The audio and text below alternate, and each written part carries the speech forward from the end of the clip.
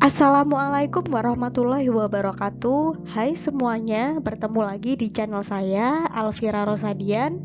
Di video pembelajaran edukasi kali ini terkait ilmu ekonomi, saya akan menyampaikan materi atau bab selanjutnya yang berjudul pasar dan struktur dari pasar. Sebelum kita mulai, kita awali belajar kali ini dengan bacaan basmalah agar pembelajaran kali ini berjalan dengan lancar dan dapat memberikan ilmu yang bermanfaat untuk teman-teman semuanya. Bismillahirrohmanirrohim.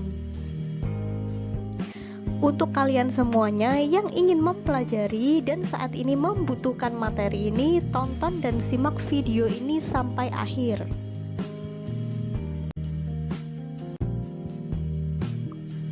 Kita awali dengan mengetahui apa itu definisi pasar.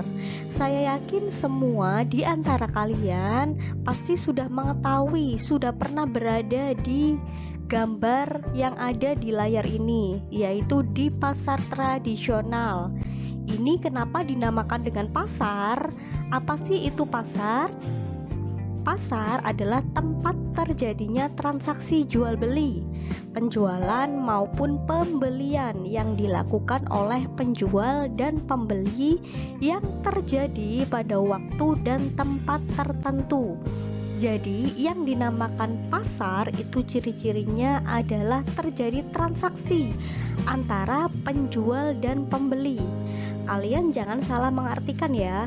Kadang ada yang mendefinisikan pasar itu ya seperti pasar tradisional, padahal pengertian dari pasar itu sangatlah luas. Seperti pasar tradisional dinamakan pasar karena terjadi transaksi jual beli dan ada pembeli juga pedagang.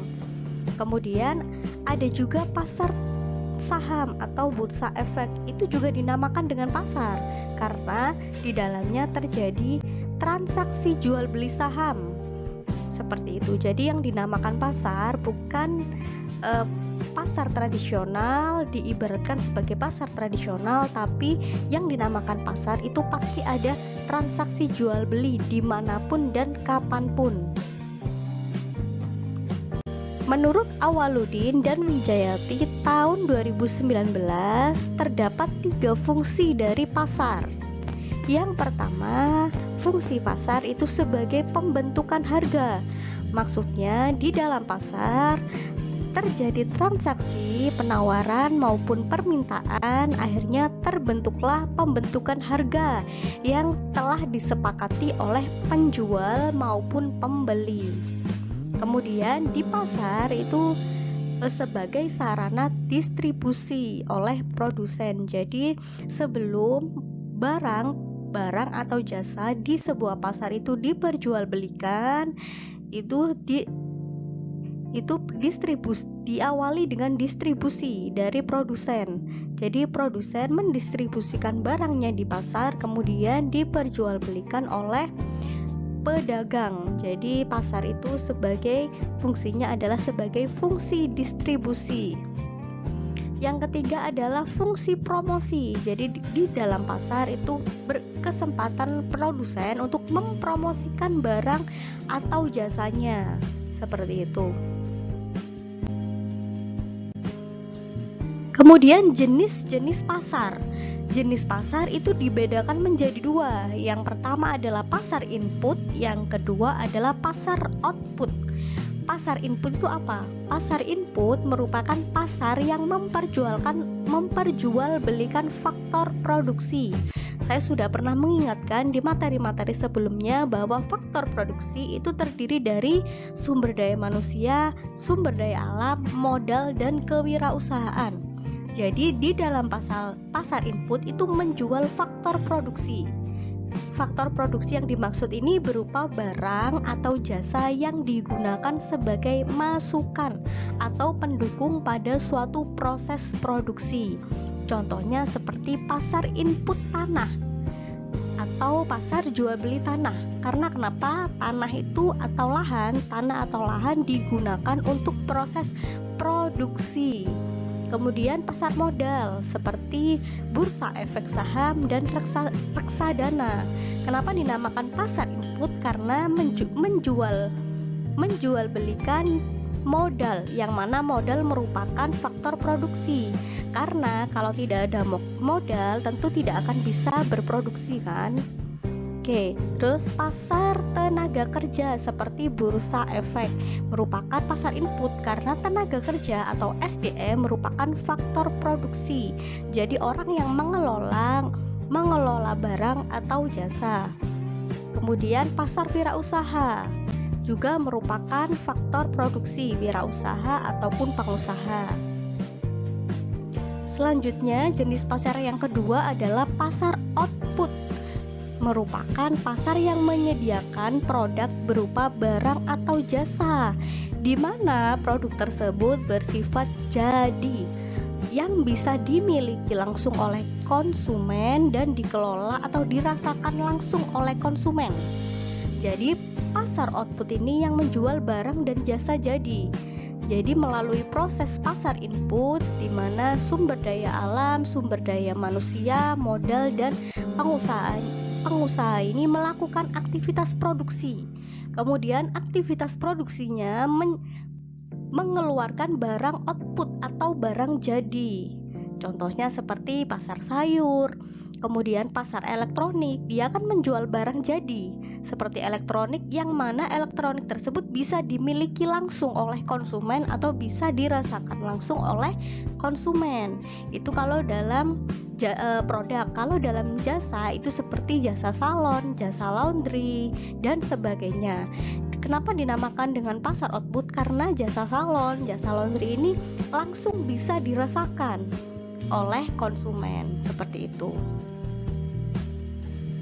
Perlu diketahui bahwa struktur dari pasar output itu terdiri dari dua. Yang pertama, pasar persaingan sempurna dan pasar persaingan tidak sempurna, yang akan kita bahas pada slide selanjutnya.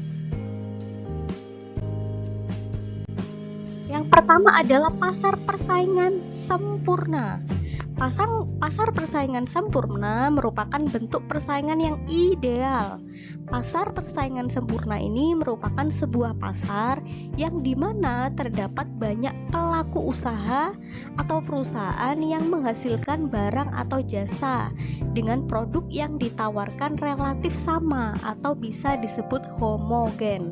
Seperti contoh pada gambar di layar, di pasar tradisional itu rata-rata banyak sekali para pedagang kemudian menjual barang-barang yang sama.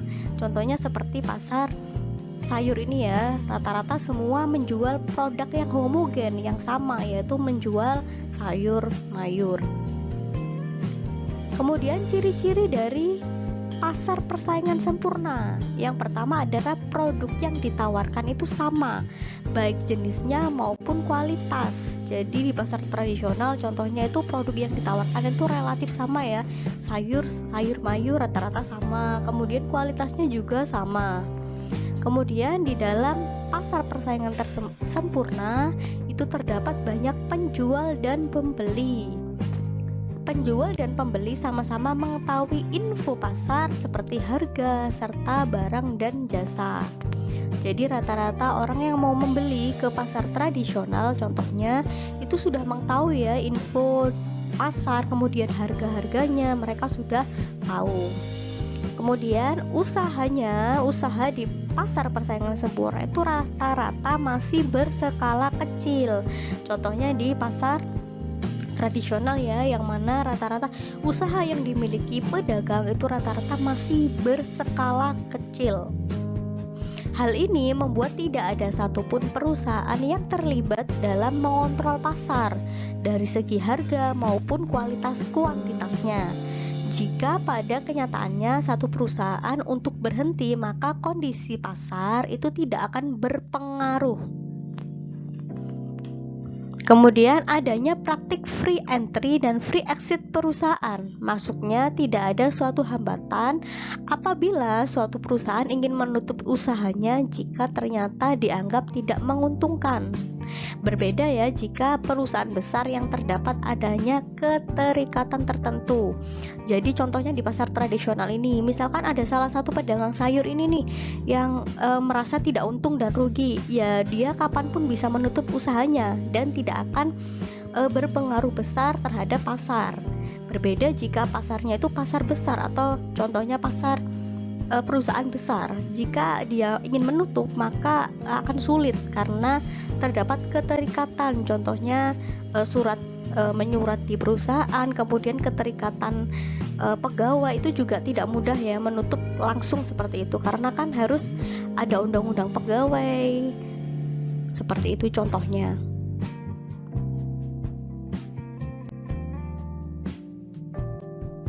Kemudian kelebihan dan kelemahan dari pasar persaingan sempurna.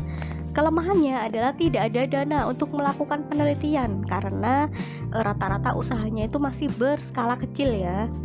Kemudian pembeli mengalami keterbatasan dalam memilih barang atau jasa karena produk yang dijual itu sama dan kualitasnya juga sama. Jadi di sini menyulitkan pembeli untuk memilih barang atau jasa.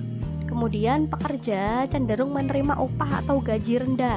Contohnya di pasar tradisional itu pegawainya atau pekerjanya yang di pasar tradisional itu rata-rata mendapatkan gaji yang tergolong rendah. Kemudian kelebihan dari pasar persaingan sempurna ini apa? Yaitu tidak ada persaingan di pasar persaingan sempurna karena produk yang dijual itu sama.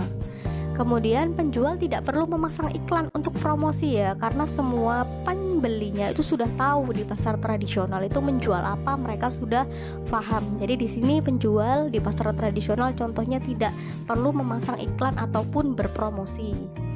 Kemudian harganya itu didasarkan pada transaksi tawar-menawar. Jadi identik sekali ya di pasar tradisional itu terjadi tawar-menawar, sehingga terjadi kesepakatan harga antara penjual dan pembeli. Kemudian penjual dan pembeli ini bertindak bebas dalam transaksi. Pembeli bebas membeli barang yang dia inginkan dan dari pabrik manapun yang dia inginkan. Kemudian mampu mendorong efisiensi dalam produksi. Jumlah produsen atau penjual yang banyak, maka produsen di sini akan berlomba-lomba untuk meningkatkan mutu barang yang dijualnya.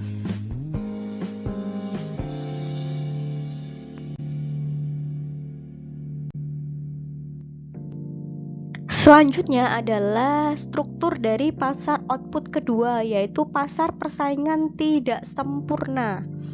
Pasar persaingan tidak sempurna atau imperfect competition adalah struktur pasar di mana penjual atau pembelinya ini memiliki kekuatan pasar atas harga yang mana mencegah pasar beroperasi di bawah persaingan sempurna. Ciri-cirinya adalah adanya ketidakseimbangan antara penjual dan pembeli. Jadi tidak imbang seperti di pasar tradisional atau pasar persaingan sempurna di mana penjualnya banyak kemudian pembelinya juga banyak. Jadi ada keseimbangan. Namun di dalam pasar persaingan tidak sempurna ini tidak seimbang antara penjual dan pembelinya. Dalam kondisi pasar yang tidak sempurna, pasar hanya terdiri dari satu atau beberapa penjual saja yang lebih sedikit daripada pembelinya. Ketidakseimbangan ini menyebabkan penjual lebih berkuasa di pasar karena penjualnya sedikit, kemudian pembelinya banyak. Yang kedua, penjual menentukan harga. Di sini di dalam pasar persaingan tidak sempurna, penjual bebas menentukan harga. Karena penjual lebih berkuasa dibandingkan pembeli dan hanya sedikit pihak yang mempengaruhi pasar, penjual bebas dan mendominasi dalam penentuan harga. Kemudian sulit untuk masuk ke dalam pasar. Jadi jika ingin masuk ke pasar persaingan tidak sempurna ini tentu sulit ya. Pasar ini hanya mampu dijalankan oleh pihak tertentu saja. Karena hanya mampu dijalankan oleh pihak tertentu, maka sulit bagi penjual lain itu untuk masuk ke dalam pasar persaingan tidak sempurna. Kemudian di dalam pasar persaingan tidak sempurna itu tidak ada barang pengganti atau barang substitusi. Contohnya misal kalau barang di pasar tradisional, tahu bisa digantikan oleh tempe seperti itu ya. Tapi di dalam pasar persaingan tidak sempurna ini tidak ada kebebasan untuk memasuki pasar menjadikan produk penggantinya itu sulit dan menjadi lebih sedikit atau bahkan sulit untuk dicari.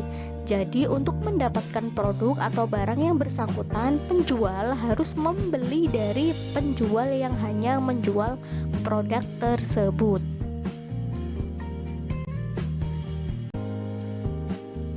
Selanjutnya adalah kelemahan dan kelebihan dari pasar persaingan tidak sempurna.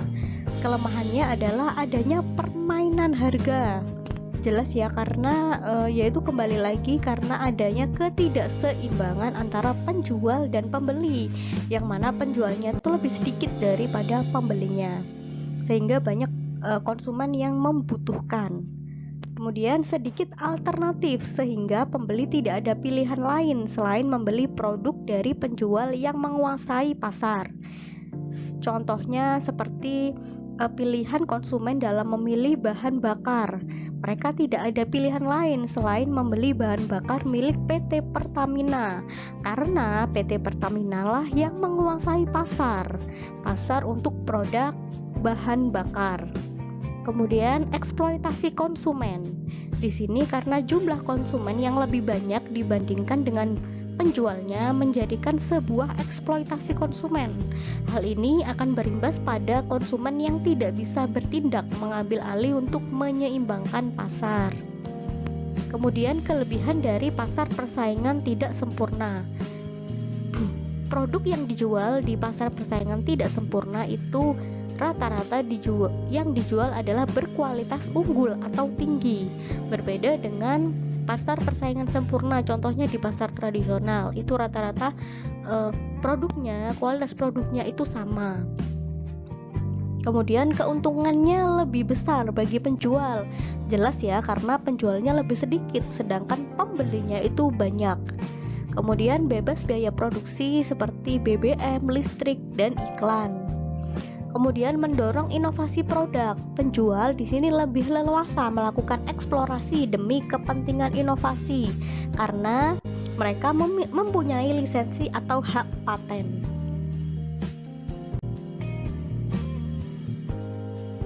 Apa saja jenis-jenis pasar persaingan tidak sempurna? Yang pertama adalah pasar monopoli. Kalian tentu sering ya mendengar di pemberitaan terkait ekonomi pasar monopoli. Apa itu pasar monopoli? Pasar monopoli ini terdiri dari satu produsen atau penjual ataupun pemasok dan memiliki banyak pembeli atau konsumen. Contohnya pasar monopoli adalah PT Pertamina yang menyediakan bahan bakar, yang mana yang menjual bahan bakar di Indonesia hanya PT Pertamina, sementara pembelinya adalah seluruh rakyat di Indonesia. Jadi penjualnya hanya satu dan pembelinya banyak. Itu dinamakan dengan pasar monopoli. Yang kedua adalah pasar duopoli, yaitu pasar yang terdiri dari dua penjual saja yang menguasai pasar dan melayani banyak pembeli. Contohnya di Indonesia untuk produsen prosesor laptop itu dikuasai oleh Intel dan AMD. Itu dinamakan dengan pasar duopoli. Kemudian yang ketiga adalah pasar oligopoli, yang mana terdiri dari beberapa pemain dan melayani banyak pembeli. Jadi contohnya pada pasar otomotif, sepeda motor itu ada Suzuki, Yamaha, Honda, dan Kawasaki. Jadi terdiri dari beberapa pemain saja dan melayani banyak pembeli. Yang keempat adalah pasar monopsoni, yaitu banyak produsen beroperasi di pasar dan mereka hanya melayani satu pembeli saja. Contohnya produsen alat-alat yang digunakan oleh PT KAI. Mereka berproduksi untuk menyediakan PT KAI saja karena PT KAI adalah salah satu pembelinya atau satu pembeli hanya PT KAI saja. Kemudian produsennya banyak, namun produsen ini hanya melayani PT KAI saja. Ini dinamakan dengan pasar monopsoni. Yang kelima adalah pasar oligopsoni, yang mana pasar ini terdiri dari banyak produsen yang melayani beberapa pembeli.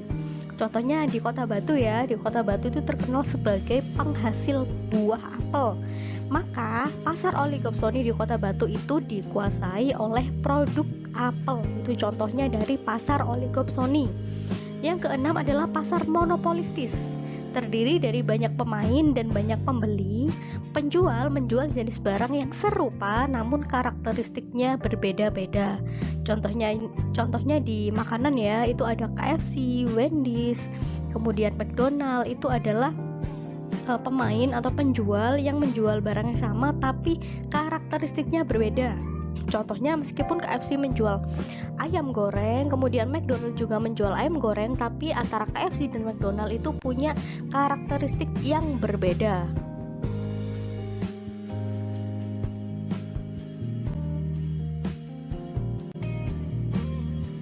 Kemudian jenis-jenis pasar berdasarkan jangkauan distribusi, waktu jual beli, barang yang dijual maupun wujudnya. Yang pertama adalah menurut jangkauan distribusinya itu ada pasar lokal, pasar daerah, pasar nasional, atau lebih besar lagi yaitu pasar internasional. Kalau pasar lokal kita sering lihat pasar-pasar tradisional di sekitar daerah kita. Kemudian pasar daerah, contohnya pasar kalau di Kota Malang itu ada pasar besar, jadi ikonnya pasar daerah Kota Malang. Kemudian pasar nasional dan pasar internasional, itu dimana pasar internasional ini jangkauannya lebih luas ya. Kemudian berdasarkan waktu jual belinya ada pasar harian, pasar mingguan, pasar bulanan, dan juga pasar tahunan. Kalau pasar harian ini seperti yang kita sering jumpai ya di pasar tradisional, itu pasar harian. Kemudian pasar mingguan, contohnya seperti diadakan setiap minggu saja, contohnya di Car Free Day atau Expo mingguan seperti itu. Kemudian pasar bulanan yang dilaksanakan atau beroperasi secara bulanan. Kemudian pasar tahunan itu beroperasi hanya 1 tahun sekali. Kemudian berdasarkan barang yang dijual, contohnya seperti pasar tradisional itu ada pasar barang sayur mayur, pasar sayur, kemudian pasar tradisional khusus buah atau pasar buah, pasar ikan, kemudian pasar buku, pasar besi, dan sebagainya. Kemudian berdasarkan wujudnya itu ada pasar konkret nyata bisa dipegang seperti itu. Contohnya ya barang-barang elektronik, kemudian sayur mayur, buah, itu adalah pasar konkret. Kemudian pasar abstrak di mana tidak bisa diraba atau dipegang namun bisa dirasakan. Contohnya pasar jasa ya, seperti jasa laundry, jasa salon, itu kan tidak bisa dipegang tapi kita bisa merasakan jasanya seperti itu. Kemudian seiring berkembangnya zaman di era milenial ini ada pasar online atau pasar digital marketing. Itu contohnya seperti yang pernah viral kita lihat seperti Shopee, kemudian Lazada, kemudian marketplace di Facebook seperti itu. Itu merupakan pasar online atau digital marketing.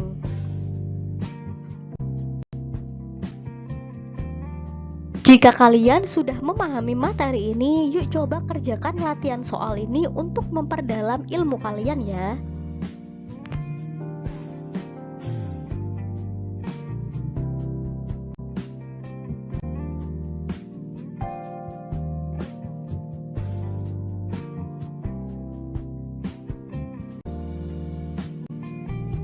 Nah, itu dia materi yang bisa saya sampaikan terkait bab pasar dan struktur pasar.